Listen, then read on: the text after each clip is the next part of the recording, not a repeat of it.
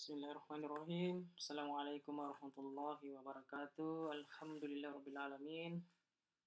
Semoga semuanya masih sehat dan masih tetap semangat untuk melakukan perkuliahan di tengah pandemi dan kegiatan e-learning kita. Alhamdulillahirrabbilalamin, kita telah memasuki minggu ke-10 mata kuliah metode penelitian dan rancangan percobaan. Ini adalah pertemuan kedua kita membahas mengenai rancangan percobaan.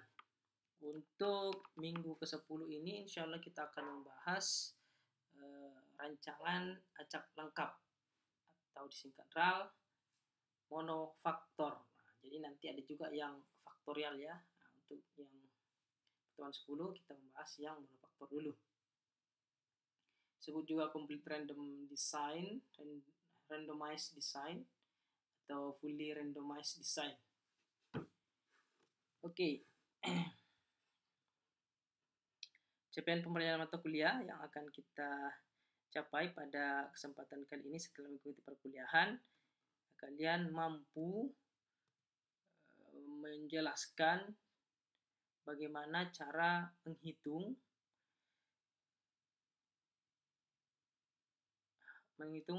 atau mengolah data hasil penelitian menggunakan perhitungan rancangan acak lengkap. Nah, ini yang monofaktor ya. Jadi setelah mengikuti perkuliahan ya kalian sudah bisa menghitung hasil penelitian menggunakan hasil penelitian yang menggunakan rancangan acak lengkap monofaktor. Oke, kita lanjut saja. Pertama kita lihat dulu ciri-ciri dari rancangan acak lengkap. Nah, ini rancangan acak lengkap ya, rancangan lingkungan. Nah, di mana minggu lalu kita sudah membahas bahwa rancangan lingkungan ada beberapa macam, termasuk ini salah satunya rancangan acak lengkap. Ada juga rancangan acak kelompok, ada juga rancangan bujur sangkar Latin, ada split block, dan masih banyak yang lainnya. Nah, kali ini kita mulai dari rancangan acak lengkap, dan rancangan acak lengkap ini adalah yang monofaktor karena ada juga yang dua faktor atau lebih. Oke. Ciri-ciri dari rancangan acak lengkap ini pertama, media atau bahan percobaan ini harus homogen atau seragam.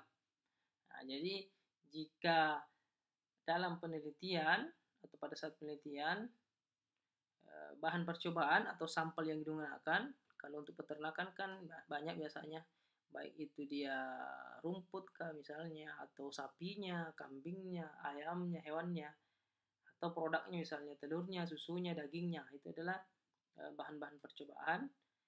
Dan bahan percobaan ini untuk RAL wajib homogen atau seragam. Jika tidak dapat homogen, apakah itu misalnya ternak, nah ini harus misalnya spesies kambing, nah ini kambing harus sama spesiesnya. Nah, jangan ada misalnya mau penelitian kambing, pertambahan bobot badannya ada yang kambing bur, ada kambing kacang, ada kambing etawa. Nah, untuk melihat bobot badannya itu tidak bisa karena kan tidak homogen.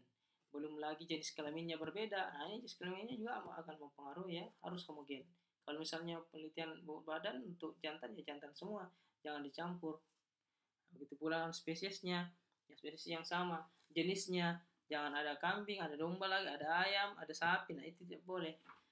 Nah, untuk rancangan acak lengkap. Nah, jika berbeda spesies seperti itu, beda jenis kelamin, nah untuk rancangan acak lengkap tidak boleh. Nanti ya, bisa menggunakan rancangan acak lainnya. Makanya pertama ciri-cirinya ini media atau bahan percobaan ini harus homogen atau relatif homogen. Jika tidak homogen maka tidak bisa digunakan menggunakan rancangan acak lengkap. Keragaman antar satuan percobaan kecil. Nah, homogen maksudnya itu keragaman antar satuan percobaannya kecil dan pengelompokannya ke dalam kelompok tidak memberikan manfaat. Nah, artinya kan kalau sama semua tidak perlu dikelompokkan. Tidak perlu dikelompokkan. Misalnya ada kelompok kambing umur 1 tahun, kambing umur 2 tahun, kambing umur 3 tahun. Nah, itu tidak perlu dikelompokkan. Kalau semuanya misalnya kambingnya umur 1 tahun, sama-sama kambing etawa, sama-sama jantan. Nah, dikelompokkan pun ini tidak ada manfaatnya. Tidak perlu, karena kan sudah homogen. Nah, seperti itu bisa menggunakan RAL. Nah, itu syarat pertama RAL. Kemudian, yang kedua, hanya ada satu sumber keragaman, yaitu perlakuan. Nah, samping pengaruh acak. Jadi cuma ada satu perlakuannya ya. Nah, cuma ada perlakuan saja. Tidak ada yang lain. Jadi sumber keragamannya cuma perlakuan saja. Tidak ada yang lain. Jadi tidak ada kelompoknya. Biasa kalau rencana acak kelompok itu ada kelompoknya juga. Selain perlakuan ada kelompok. Nah, begitu. Begitu pula dengan yang bujur sangkar Latin. Kalau ini tidak ada pengelompokan. Cuman perlakuan saja. Kemudian yang ketiga, bila jumlah perlakuan terbatas. Nah, jumlah perlakuannya terbatas. Jika tidak terbatas, ya tidak bisa masuk ke RAL. Kemudian umumnya percobaan dilakukan di laboratorium. Nah, karena untuk RAL ini harus betul-betul terkontrol lingkungannya. Kapan faktor tak terkontrolnya, seperti minggu lalu yang saya jelaskan, faktor yang tidak dapat dikontrol banyak mempengaruhi penelitian, maka ini tidak cocok menggunakan RAL. Misalnya penelitian yang di lapangan, nah ini sangat tidak cocok untuk menggunakan RAL. Karena sangat sulit mengontrol pengaruh lingkungan. Makanya kalau ada nanti mau penelitian di lapangan, nah perhitungkan dulu menggunakan RAL. Dan sifatnya lebih sederhana. Yang kelima. Nah, itu ciri-ciri RAL. Kemudian keuntungan menggunakan RAL, bahan rancangan atau dinah percobaannya itu lebih sederhana dan lebih mudah dipahami. Nah, itu lebih sederhana dan lebih mudah. Kalau rancangan lain itu ya pasti lebih kompleks karena bukan cuma perlakuan yang ada juga kelompoknya, belum lagi kalau tambah faktorial, tambah lagi bagannya, faktor 1, faktor 2, faktor 3 dan seterusnya. Belum lagi kelompok 1, kelompok 2, kelompok 3 dan seterusnya. Itu lebih kompleks, yang RAL lebih sederhana. Kemudian analisis statistik dengan subjek percobaan yang lebih sederhana dan lebih sedikit yang dihitung. Kemudian lebih fleksibel dalam penggunaan jumlah perlakuan dan jumlah ulangan. Nah, terserah kita mau menggunakan, biasanya sih lebih dari 3 ulangan. Nah, perlakuan minimal 3. Nah, semakin sedikit perlakuan dan semakin sedikit ulangan, itu galatnya atau errornya itu semakin tinggi. Makanya semakin banyak ulangannya, terutama ulangannya. Kalau semakin banyak perlakuan ya errornya akan semakin banyak pasti. Nah, makanya jumlah ulangannya semakin banyak ulangan ini semakin bagus untuk RAL. Kehilangan informasi relatif sedikit dalam hal data, hilangnya dibandingkan dengan rancangan lain. Ini keuntungan menggunakan RAL. Sedangkan kerugiannya ya jelas ya, kalau ada keuntungan pasti ada kelemahannya juga. Kelemahan menggunakan RAL, nah hanya baik untuk perlakuan yang tidak besar jumlahnya. Jadi kalau sudah terlalu banyak, ini ya tidak bagus juga menggunakan RAL. Karena apa? Sulit menyediakan tempat percobaan yang homogen. Tidak mungkin sapi mau diteliti, misalnya sapi 1000 ekor, mau di lab semua. Nah, tidak mungkin. Di kandang, kalau kandang outdoor itu tidak mungkin. Harus di dalam kandang rumah kaca. Kalau bukan kandang yang tertutup atau close house. Kalau bukan di close house ya susah. Kalau 1000 ekor close house ya luar biasa. Nah, sulit juga ya. Kalau unggas masih memungkinkan, tapi kalau sudah ternak besar ini agak sulit ya. Jadi tidak memungkinkan menggunakan RAL. Hanya dapat digunakan untuk materi percobaan dan faktor lingkungan yang relatif homogen. Nah, ini saya bilang relatif homogen. Kalau sulit menghomogenkannya, jangan dipaksakan menggunakan RAL. Sebaiknya gunakan rancangan yang lain. Nah, sehingga tidak cocok untuk percobaan lapangan. Ini saya bilang, kalau penelitian Anda penelitian lapangan, nah, jangan coba-coba menggunakan RAL. Jika menggunakan raca AC lengkap, maka sudah bisa dipastikan bahwa hasil penelitian yang digunakan, yang dihasilkan ini akan kacau ini. Sulit dipertanggungjawabkan hasilnya. Nah, nanti pengolahan datanya ya kacau, sulit. Makanya kalau lapangan ya disarankan rancangan acak yang lain. Bagus jika yang dikelompokkan.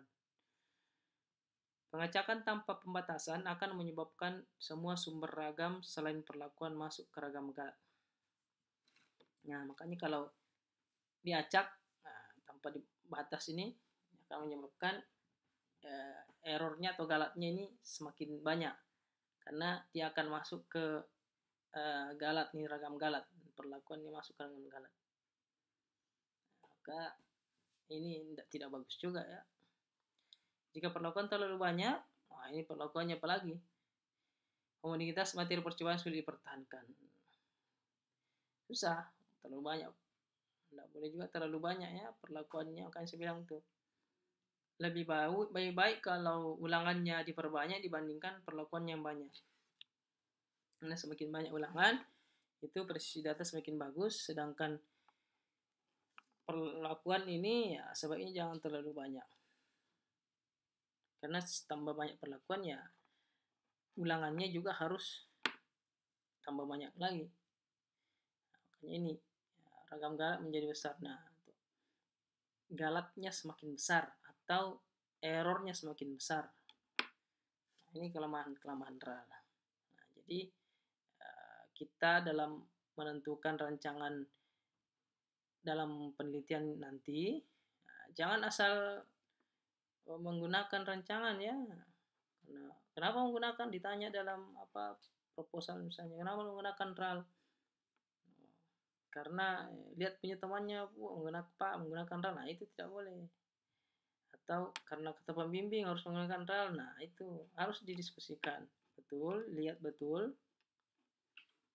apakah cocok menggunakan RAL atau tidak. Nah, jenis penelitian yang dilakukan cocok menggunakan RAL atau tidak. Oke, sekira jelas. Nah, pemisahan kasus. Jika ingin mempelajari jenis ransum terhadap pertambahan bobot badan sapi, ya, jenis ransum misalnya kita memberikan jagung kah, rumput kah, dedak kah, perlu dilihat. Apa yang perlu dilihat apakah sapinya sama. Nah, itu tadi spesies sapinya sama. Kalau pakai sapi Bali ya sapi Bali semua, jangan dicampur. Ini ada yang Bali, ada yang Brahman, ada yang Limousin, nah tidak bisa. Kemudian segi umurnya sama tidak, ada yang 1 tahun nanti, ada yang 2 tahun, ada 3 tahun, tidak boleh. Jadi tipe sapi, ada yang tipe pedaging, ada tipe petelur, nah tidak boleh, harus sama semua. Itu pun dengan kambing. Nah, jadi sapi yang digunakan dalam penelitian ini harus homogen, atau ternak yang digunakan ini harus homogen untuk melihat bobot badan. Kenapa? Karena semua hal ini adalah faktor yang mempengaruhi pertambahan bobot badan dari suatu ternak. Jadi ini adalah faktor lingkungan yang sangat mempengaruhi. Nah, dan ini dengan menggunakan rencana lengkap ini harus diatur. Harus dimungkinkan supaya tidak menghasilkan error yang tinggi, galat yang tinggi. Jika ingin, untuk contoh kedua, jika ingin melihat pemberian dosis pupuk terhadap peningkatan hasil padi, ini yang pertanian. Nah, apa yang perlu dilihat? Perlu dilihat lokasi sawahnya. Ini kan di lapangannya, harus lihat lokasi sawahnya. Dan sampai satu yang di atas sawahnya, satu yang di bawah. Ini tidak bisa. Harus satu peta. Harus homogen. Satu peta, ya sudah, satu peta itu saja. Nah, dan cahaya mataharinya harus semua kena ya, jangan sampai ada yang ternaungi, ada yang tidak. Nah, ini tidak bisa. Seperti itu sudah tidak bisa. Nah, kalau mau penelitian padi seperti ini ya bisa dilakukan di rumah kaca. Karena di rumah kaca itu bisa disesuaikan. Nah, rumah kaca itu adalah laboratorium. Kalau di lapangan agak sulit karena agak sulit, sangat sulit.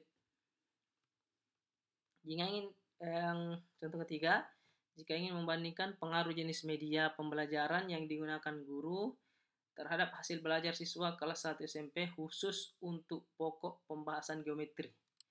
Nah, yang harus diperhatikan adalah perlihat kelasnya. Nah, ini kelasnya harus homogen.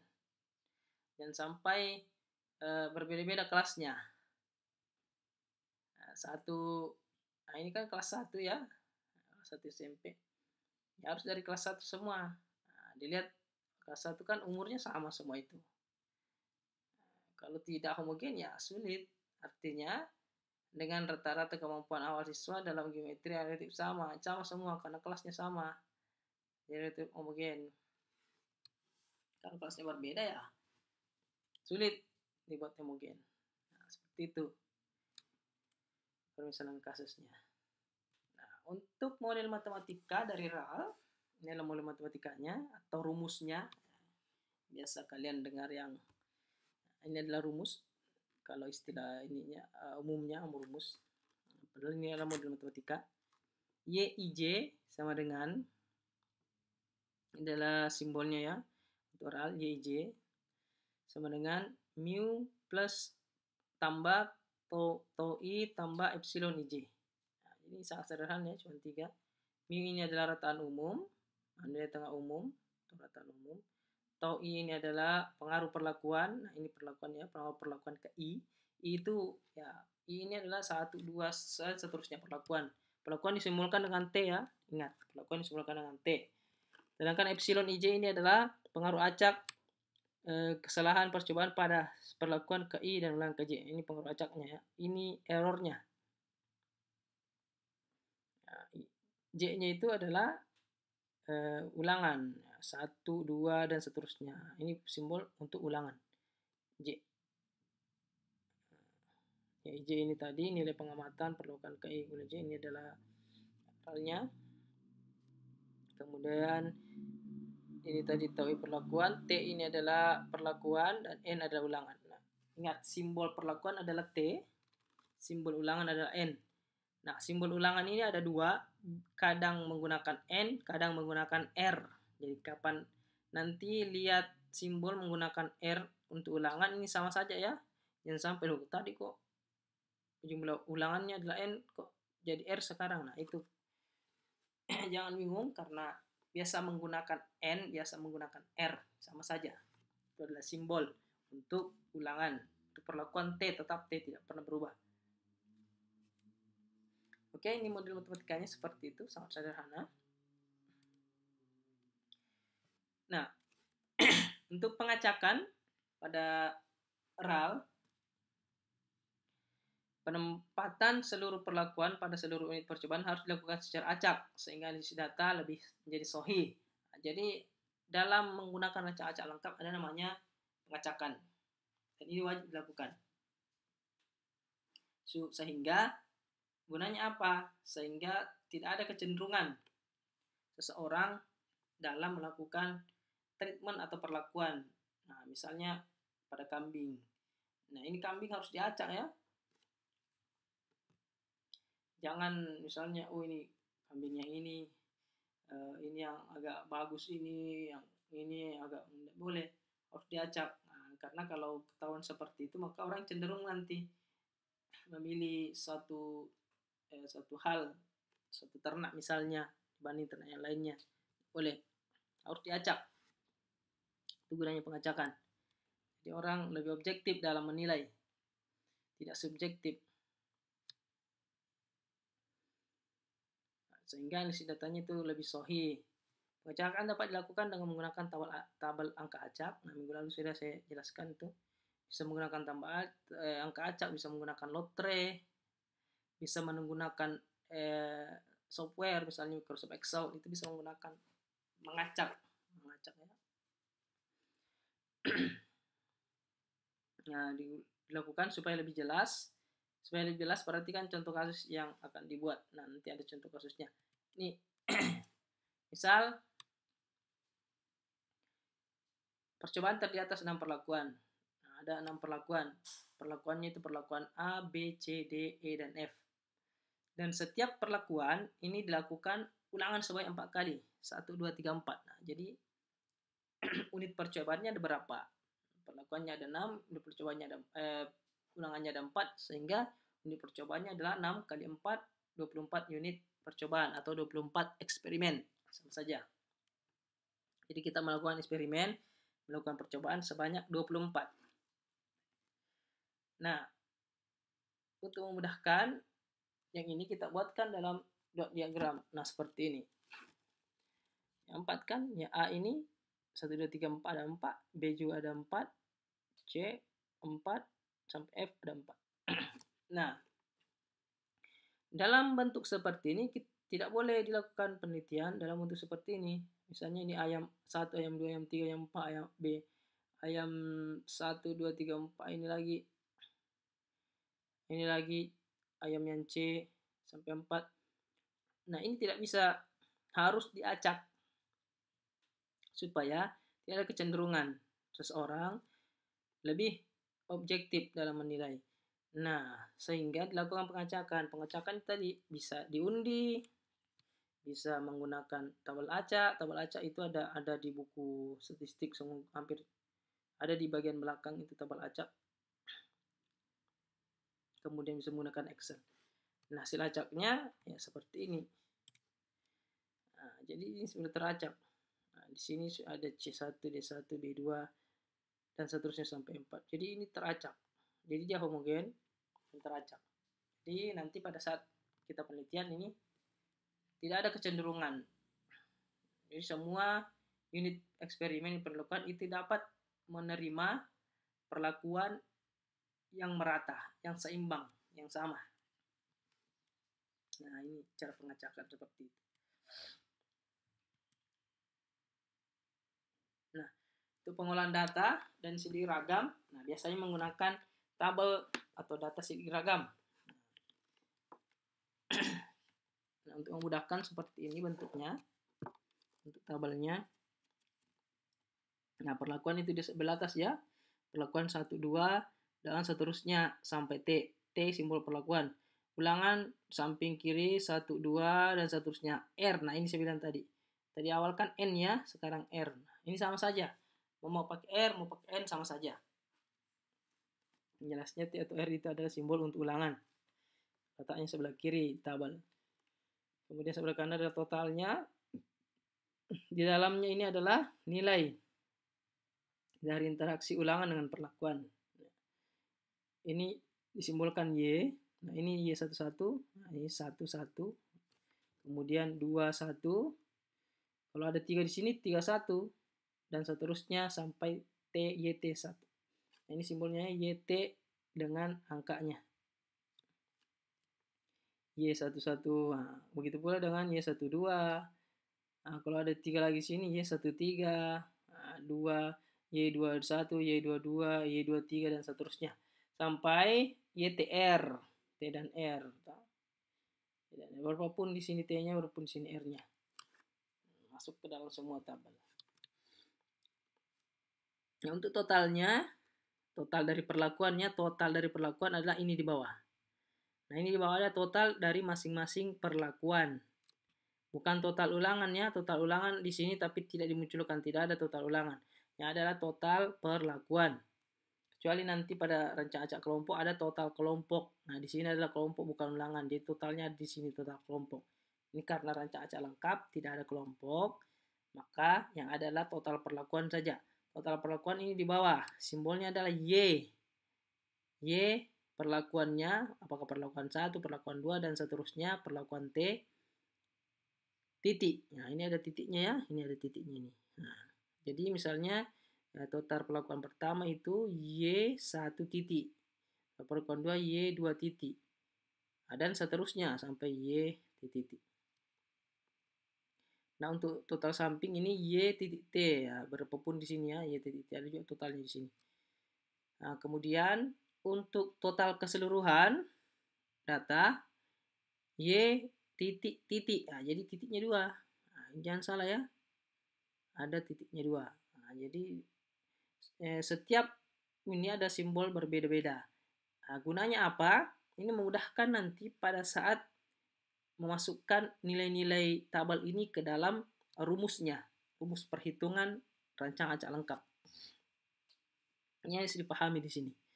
Nah, untuk rata, nah ini menggunakan bar atau garis di atasnya. Y bar, nah ini garis, satu titik untuk yang rataan perlakuan ini, satu, rataan perlakuan 2, dan seterusnya, rataan perlakuan T. Nah, untuk rataan perlakuan total, ini tadi Y 2 titik, ini bar, Y bar 2 titik. Ini simbolnya. Nah, pada saat dimasukkan ke dalam rumus, jika rumusnya meminta Y 2 titik, maka nilai ini yang dimasukkan ke rumus. Jika Y bar titik, nah nilai ini yang dimasukkan ke dalam rumusnya.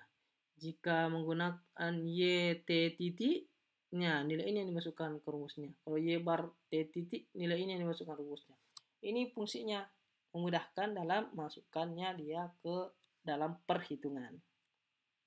Nah, semoga bisa dimengerti. Sekarang kita masuk ke rumus hitungnya seperti apa. Nah, untuk mempermudah atau memudahkan perhitungan, dapat dilakukan langkah-langkah perhitungan sebagai berikut. Ingat, langkah-langkah. Nah, ini kan ada langkah-langkah ya. Nah, karena ada langkah-langkah, maka kalian harus menghitung sesuai dengan langkah-langkah yang ditentukan. Nah, jangan loncat-loncat. Kapan loncat, maka ya akan kacau nanti hasil hitungannya. Kenapa demikian? Karena hasil perhitungan pertama ini akan digunakan pada perhitungan selanjutnya.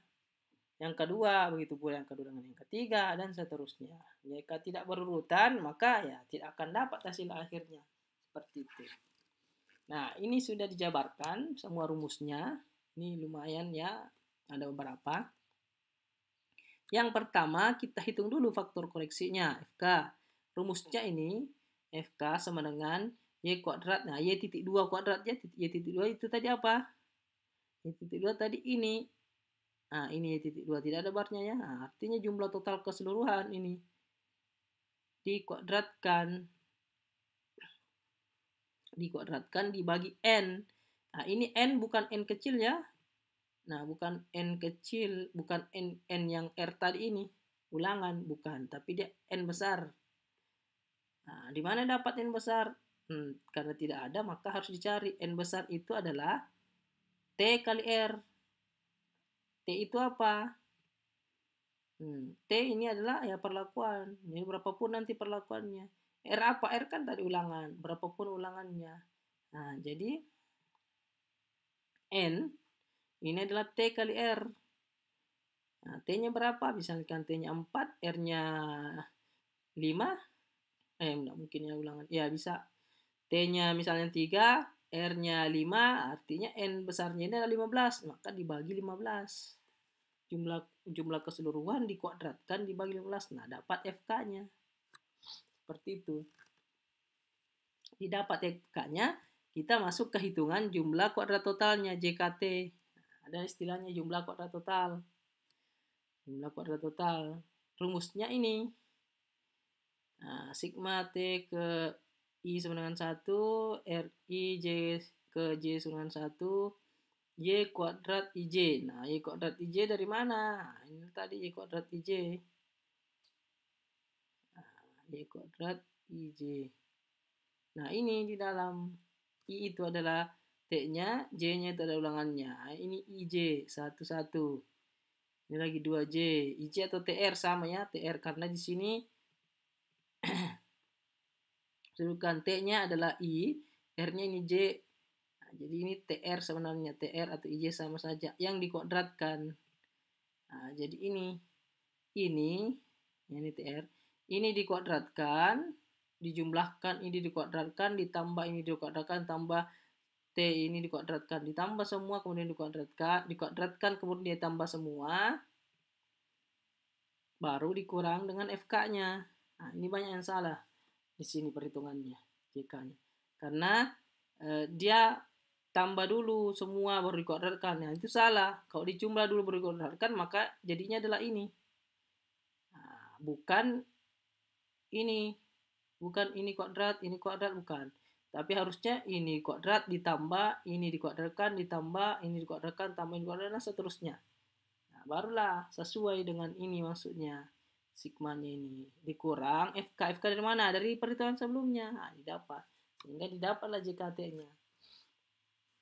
Begitu pula dengan JKP. Nah, setelah JKT-nya didapat, cari JKP, jumlah kuadrat perlakuan. Rumusnya ini. Jumlah Y I kuadrat. Nah, I titik ya, I titik. I-nya apa? T ke I ya. Artinya ini perlakuannya karena TI. Nah, lihat perlakuannya. Nah, ini perlakuannya tadi. Y T ke I. Nah, ini dia. Y ke I atau T. T ganti I titik. Nah, Y T titik atau Y I titik sama. Ini tadi. Nah, ini dikuadratkan. Artinya ini semua. Ini dikuadratkan, ditambah ini dikuadratkan, tambah ini dikuadratkan, dan seterusnya. Semua dikuadratkan. Dibagi R I. R ke I apa itu R tadi? Ulangan. Nah, berapa ulangannya? Dibagi ulangan. Itu. Dikurang FK. Ulangan jadi 4 ya, ulang 4. FK-nya dari mana? Dari yang tadi, yang pertama. Dapat JKP-nya. Nah, untuk JKG, jumlah kuadrat galat, tinggal mengurangi antara JKT dengan JKP. Ini kan sudah didapat tadi, tinggal dikurangi JKT dengan JKP. Maka didapat jumlah kuadrat galatnya. Nah, sampai di sini sudah selesai semua. Kita lanjut ke tahap selanjutnya. Tahap selanjutnya, hitung kuadrat tengah perlakuan KTP. Rumusnya apa? JKP. JKP kan sudah ada tadi. Nah, ini tadi JKP-nya. Nah, jumlahnya JKP dibagi DB perlakuan. Ini DB perlakuannya, DB perlakuan namanya. Derajat bebas perlakuan. Derajat bebas perlakuan rumusnya T kurang 1. T apa tadi? Perlakuan. Perlakuannya ada berapa? Misalnya perlakuannya ada 5. 5 kurang 1 artinya 4. Ya, jadi tinggal dibagi. JKP hasil dari perhitungan ini tadi yang pertama. JKP mana? Nah, ini hasilnya ini dikurang 4. Dibagi 4 misalnya. Nah, dapat KTP-nya. Dapat KTP masuk lagi ke KTG. Kuadrat tengah galat. Kuadrat tengah galat rumusnya apa? Jumlah kuadrat galat per DB galat. DB galat itu T kali R kurang 1. R-nya apa tadi? Ulangan. Jadi cara menyelesaikan seperti ini, selesaikan dulu di dalam kurungnya, dan langsung dikali, selesaikan dulu dalam kurung. Misalnya ulangannya ada 4, 4 kurang 1, 3. Nah, perlakuannya ada berapa? Ada 3, jadi 3 kali 3, 9. Tinggal dibagi. Hasil dari perhitungan ini JKG-nya tadi ini perubahan, dibagi 9. Kok misalnya di 9, ini permisalannya. Didapat kuadrat tengah galat. Nah, setelah dapat kuadrat tengah galat, cari F hitungnya. F hitung itu diperoleh dari apa? KTP per KTG. Langsung dibagi saja. Karena sudah ada hasilnya, ini ada hasilnya, ini langsung dibagi. Diperoleh F hitung. Nah, nanti dari F hitung, ini akan dibandingkan dengan F tabel. Ada yang namanya F tabel. Di mana diperoleh F tabel? Ya, dilihat di tabel. Nanti saya akan share tabelnya. Cara melihatnya, nilainya, angkanya, nanti saya akan jelaskan. Nah, lebih kurang seperti ini.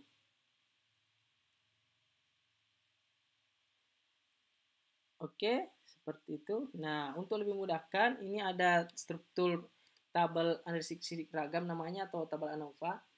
Nah, sudah dibuat seperti ini. Sumber keragaman apa? Perlakuan galat total, derajat bebas, jumlah kuadrat, kuadrat tengah, F hitung. Tinggal dimasukkan saja. Nah, derajat bebas perlakuan di sini, derajat bebas galat ini, derajat bebas total ini. Jumlah kuadrat galat di sini, jumlah kuadrat jika perlakuan nih, jika galat ini, jika total tinggal jumlah ini totalnya. Kuadrat tengah perlakuan KTP ini, kuadrat tengah galat. Nah, bagaimana cara-caranya? Nah, JKP bagi ini tadi JKT bagi, diperoleh ini, KTG, JKG bagi ini, peroleh ini. Cara hitung, tinggal dibagi KTP per KTG dapat ini lebih mudah dibuat tabel seperti ini. Tapi ini untuk yang ulangan sama ya, sama semua ulangannya. Kalau ulangannya tidak sama ya beda lagi. Yang beda adalah derajat bebasnya. Nah, ini rumusnya. Nah, lebih kurang seperti itu. Nanti kita jelaskan lagi di contoh soalnya. Nah, untuk F hitung, kemungkinan yang akan diperoleh, ini F hitung ada dua kemungkinan ya. Jika F hitungnya lebih kecil dari F tabel, nah, F hitung yang diperoleh tadi ya, yang dari sini.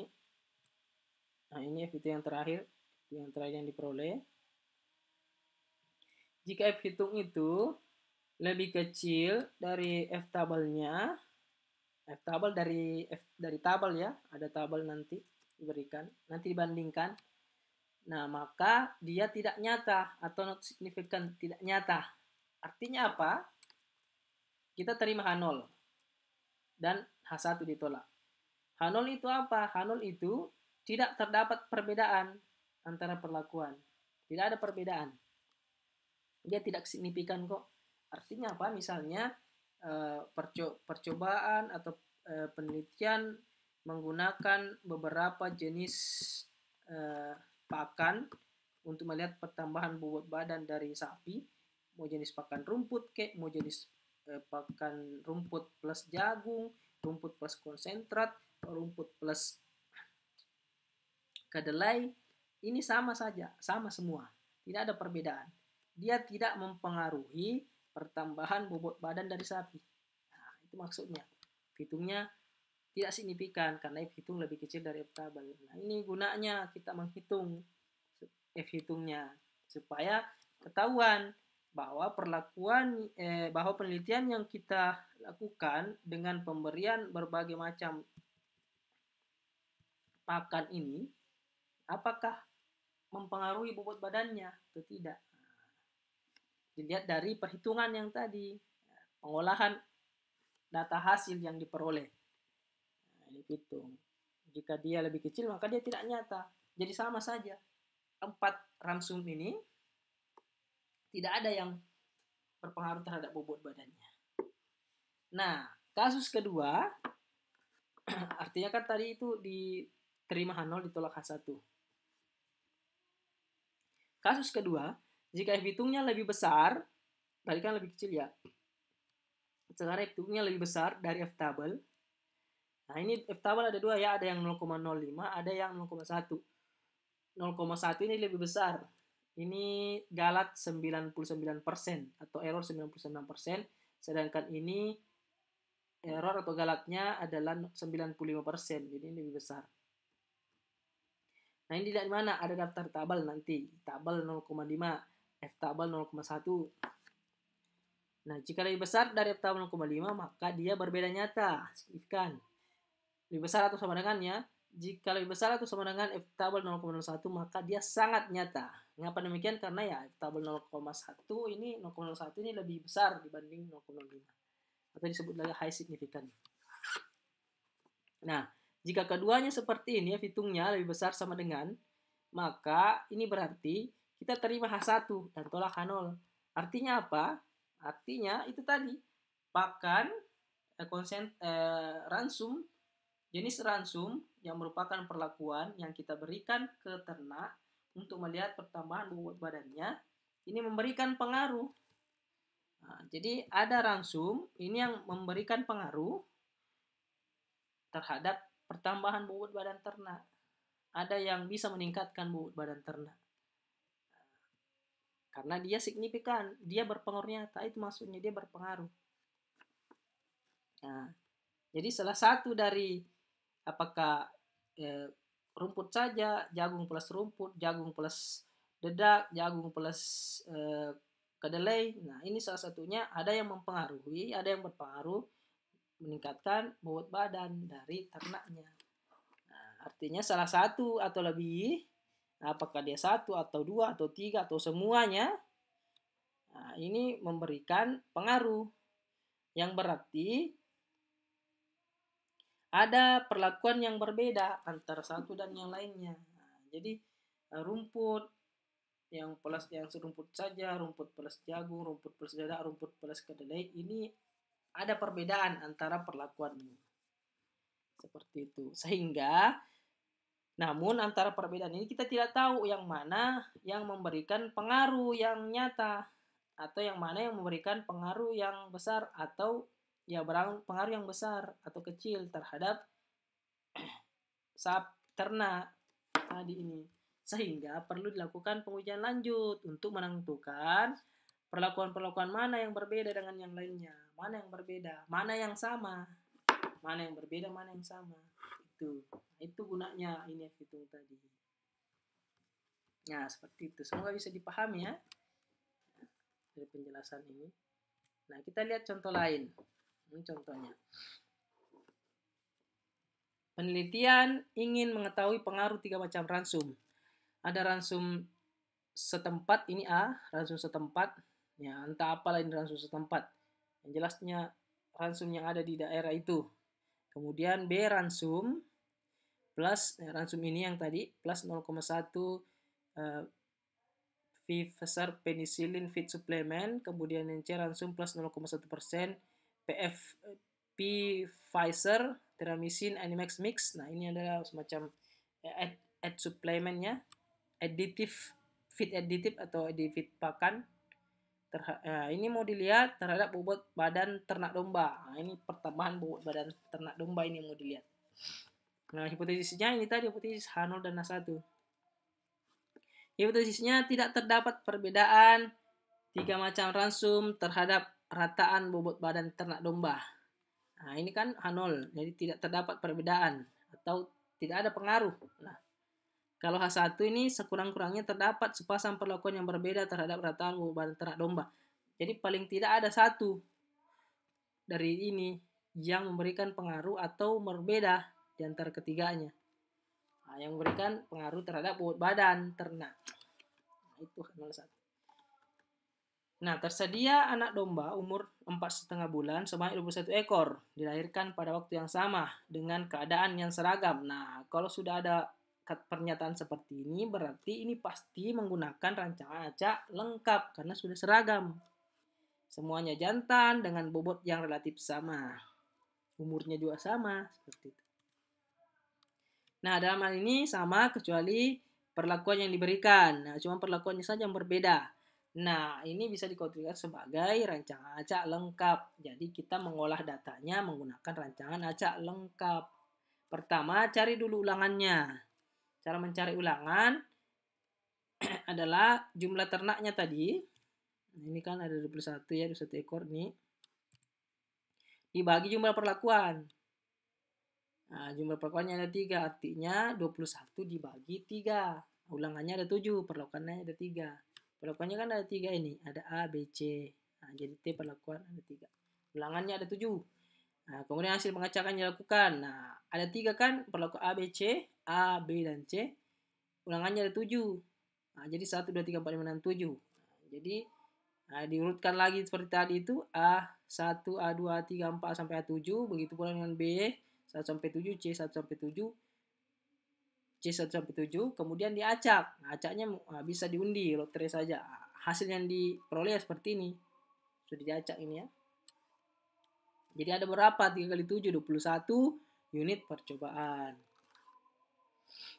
Nah, untuk model matematikanya sama yang tadi ya, untuk RAL. YIJ sama dengan mu plus tau I tambah epsilon IJ. Nah, di mana I-nya ini adalah 1, 2, 3, ya, ulangannya tadi ya. Sedangkan perlakuannya dah I perlakuan 1, 2, 3, sedangkan ulangannya ini 1, 2, 3, 4, 5, 6 sampai 7. Titik-titik ini sampai 7 ya maksudnya. Ini sudah. Nah, hasil penelitian adalah sebagai berikut. Nah, ini sudah keluar ya hasil penelitiannya. Ini A, A1, A2, A3, A4, A5, A6, A7. Nah, ini semua. B begitu pula, C begitu pula. 7 ada 21 data. Nah, ini dibuatkan dalam tabel seperti ini, disusun dalam tabel. Ini sudah ada ya. A1 ulangan 1 seperti ini, A ulangan 2 ini nilainya dan seterusnya. Tabelnya seperti ini, perlakuan di atas, ulangan di samping, total tinggal dijumlahkan dari atas, perlakuan tinggal dijumlahkan dari atas, ini juga di atas. Total keseluruhan dijumlahkan ke samping, ini hasilnya. Rataan ya tinggal dibagi ya, dibagi 7, ini bagi 7. Nah, ini bagi 7 lagi, ini hasilnya ini bagi 7 hasilnya. Nah, seperti ini. Nah, total ke sini tidak usah ya, karena tidak dipakai dalam pengolahan data. Nah, penyelesaiannya yang pertama adalah yang tak ingat yang tadi. Kerjakan secara berurut. Kita mulai dari faktor koreksinya dulu, FK-nya. Rumusnya apa? Ini tadi. Y kuadrat titik 2 titik per N. Nah, ini. Nah, Y kuadratnya yang mana yang tadi? Y kuadratnya adalah ini. 1629,8 dikuadratkan. Ini seperti ini. Saya langsung saja ya, lihat di sini. Nah, ini dikuadratkan. N-nya dari mana? N adalah ulangan dikali perlakuan. N-nya tadi rumusnya. Silahkan lihat rumus yang sebelumnya. Nah, perlakuannya ada 3, ulangannya ada 7. Nah, jadi 3 kali 7. Nah, hasilnya adalah ini 12648,8,0012. Setelah cari FK-nya, kita cari JKT-nya, jumlah kuadrat total. Rumusnya ini, sudah tadi ada rumusnya. Yang mana diambil? YJ kuadrat. Nih, jumlahnya semua YJ kuadrat dikurang FK-nya. Dikurang ini nanti hasilnya. Nah, YJ kuadratnya dari mana? Ini 70,2, 61,0. Ini dikuadratkan dulu ya, baru dijumlah. Jangan dijumlah dulu baru dikuadratkan. Salah itu. Kalau jumlah dulu dikuadratkan. Ini tadi ini. Nah, ini 70,2 dikuadratkan ditambah 61,2 dikuadratkan tambah 87,6 dikuadratkan dan seterusnya sampai 93,6. Seperti itu. Nah, sehingga ini titik-titik ya tidak ditulis ya semuanya. Sampai 93,6 kuadrat. Dikurang faktor koreksinya. Jangan langsung dikurangi. Dijumlahkan dulu ini semua. Dikuadratkan, terus ditambah, lalu dikurangi FK. Hasilnya ini. Nah, ini yang banyak yang salah di sini. Karena dijumlahkan dulu baru kuadrat. Tidak boleh. Kuadratkan dulu baru jumlahkan. Nanti terakhir dikurangi dengan FK-nya, kurangi ini.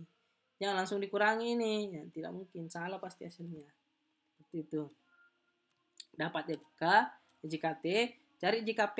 JKP itu Y I kuadrat titik per N. N ini adalah ulangan tadi. N-nya adalah 7 dikurang FK. Y I kuadrat titik yang mana? Tadi tabel. Nah, Y kuadrat I titik adalah ini semua. Nah, I-nya kan itu ada T. Adalah perlakuan. Ini. Jadi ini dikuadratkan, ditambah ini dikuadratkan, ditambah ini dikuadratkan. Kuadratkan dulu baru ditambah, tambah. Setelah, Nah,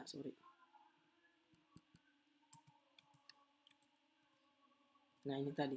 Nah, itu dikuadratkan, terus ditambah, dibagi 7. Hasilnya adalah ini. Setelah itu baru dikurangi FK. Jangan langsung dikurangi FK-nya ya. FK-nya dari mana ini tadi? Hasilnya adalah ini, 873,6274. Setelah itu cari lagi JKG-nya. JKG rumusnya adalah JKT kurang JKP. Nah, JKT-nya berapa ini? 184 sekian dikurang 873. Jangan terbalik ya. Nah, jangan ini kurang ini. Jangan JKP, jika perlakuan kurang JK total. Nah, itu masih minus nanti. Ini banyak yang dapat minus kalau begini. Jangan sampai terbalik. Nah, ini kurang ini. Hasilnya 967,3714. Setelah itu cari kuadrat tengahnya. Kuadrat tengah perlakuan dulu. Kuadrat tengah pengaturan itu JKP per DBP. DBP itu T kurang 1. T berapa tadi? T ada 3. T kurang 1 adalah 2. Nah, JKP-nya dari mana? JKP-nya yang tadi. Ini JKP nih. JKP ini 873. Nah, per 2 ini hasilnya. Cari lagi KTG. KTG itu JKG per DB galat. T kali N kurang 1. Nah, T-nya berapa? 3. N-nya 7 kurang 1. 6. Jadi 3 kali 6. Kali 3.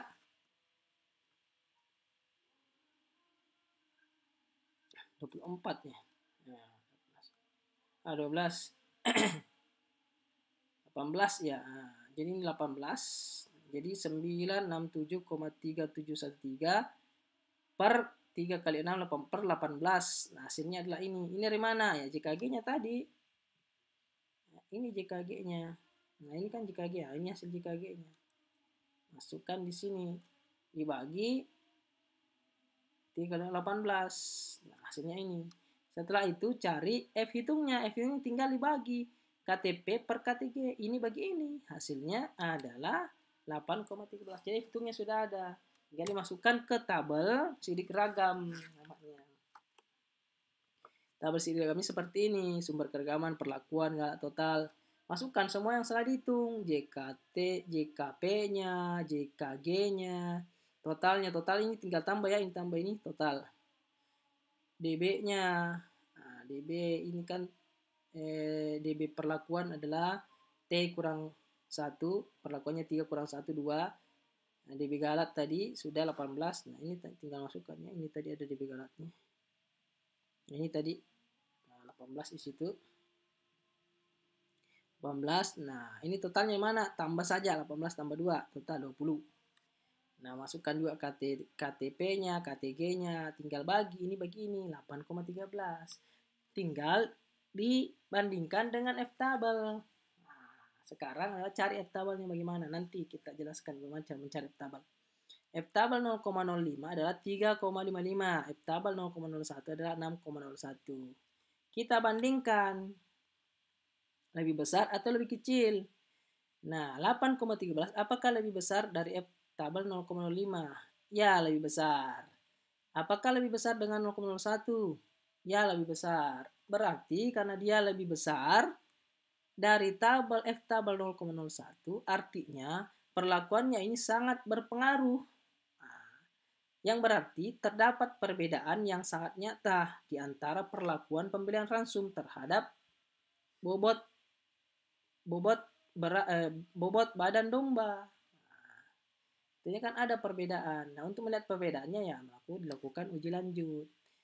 Nah, tapi bisa disimpulkan bahwa perlakuan pemberian 3 macam ransum tadi ini berpengaruh sangat nyata terhadap pertambahan bobot badan domba.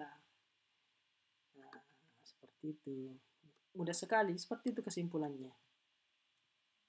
Nah, kesimpulan kedua, ini sebenarnya kalau sudah simpulan pertama ini tidak usah ini simpulan kedua, karena kalau dia sudah lebih besar dari 0,01 ini pasti akan lebih besar dari 0,05. Jadi ini sebenarnya tidak perlu ya, ini perlakuan berpengaruh terhadap perbedaan atau terdapat perbedaan nyata di antara perlakuan ini sama. Kecuali kalau dia lebih kecil dari 0,01 baru kita beralih ke 0,05. Kalau dia lebih kecil dari keduanya, lebih kecil dari 0,1, lebih kecil dari 0,05, maka bisa dikatakan bahwa perlakuan yang digunakan ini tidak berpengaruh. Nah, simbolnya itu adalah TN, tidak berpengaruh, tidak nyata atau tidak nyata. Nah, kalau dia lebih kecil ya, tapi ini lebih besar. Artinya apa? Nah, ini kita tolak H0 dan terima H1. Yang berarti ya sekurang-kurangnya terdapat sepasang perlakuan. Apakah dia A dengan B, A dengan C, B dengan C, ini berbeda terhadap bobot badan ternak babi. Atau perlakuan yang digunakan ini memiliki pengaruh terhadap pertambahan bobot badan domba di sini, bukan babi. Bobot badan ternak domba. Bisa tulis ini typo. Seperti itu. Oke, saya rasa mudah sekali ya, semoga bisa dimengerti. Nah, sekarang saya jelaskan bagaimana cara mencari F-tabelnya. Nah, pertama kita lihat di F-tabel, ini alfa ada 0,5, ada 0,1. Yang dilihat adalah, yang digunakan di sini adalah DB perlakuan dan DB galat. DB perlakuan tadi berapa? 2 ya, T kurang 1. Nah, perlakuannya 3 kurang 1 adalah 2. Sedangkan DB galat ini atau DB penyebut, T kali R kurang 1, ini tadi 3 kali 7 kurang 1, 3 kali 0, 18. Nah, jadi DB galatnya atau DB penyebutnya 18. Ini yang digunakan. 2 dan 18. Nah, sekarang kita lihat yang 0,01 dulu. Nah, ada F-tabel 0,01. Nah, cara melihatnya, lihat yang DB pembilangnya dulu. Nah, DB pembilang atau DBP atau DB perlakuan. Sama saja ya, DB pembilang. lihat yang pembilang. Ini adalah 2, jadi cari 2. Ini 2. Setelah itu lihat penyebutnya. DB penyebut atau DB galat. DB galat di sini ya. Nah, DB galatnya 18. Cari yang 18. Nah, 18. Pas di bawah ya 18. Nah, setelah itu lihat pertemuannya antara 2 dan 18. Nah, ternyata yang diperoleh adalah ini. 6,01 ya, 6,1. Susah dibaca ya, 6,1 ya. Jelasnya bagian sini. Ini yang dimasukkan ke F tabel yang 0,01 tadi. Ya, yang ini. Nah, ini kan 6,01. Nah, sesuai dengan tabelnya tadi. 6,01 ini. Nah, begitu pula dengan yang 0,05 tadi. Nah, lihat dulu yang 2. Ini yang 2 tuh. 2. Setelah itu lihat yang 18. Pertemuan antara 2 dan 18 adalah ini 3,55. Nah, ini dan ini. Nah, ini makanya di sini tadi 3,55. Oke, seperti itu melihat DB galat. Melihat F tabel. Nah, dari DB-nya, DB perlakuan disebut DB pembilang, di sini DB galat disebut DB penyebut. Nah, lihat saja pertemuannya itu di situ. Nanti dibandingkan dengan F hitung yang hasil perhitungan yang kalian lakukan. Nah, sehingga bisa disimpulkan seperti itu tadi, apakah berpengaruh nyata atau tidak berpengaruh nyata. Oke, saya rasa itu yang bisa saya jelaskan pada pertemuan kali ini. Semoga mudah dipahami, ya bisa dipahami. Jika masih agak sulit dipahami, silahkan bertanya. Insya Allah jika ada kesempatan kita akan diskusikan bersama-sama di forum grup yang kita telah bentuk bersama-sama.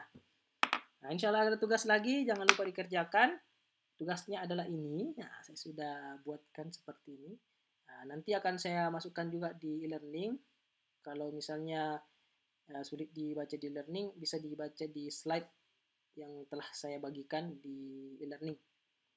Ya, selamat belajar dan selamat bekerja. Semoga sukses. Saya akhiri perkuliahan kali ini dengan ucapan Alhamdulillahirrabbilalamin. Assalamualaikum warahmatullahi wabarakatuh.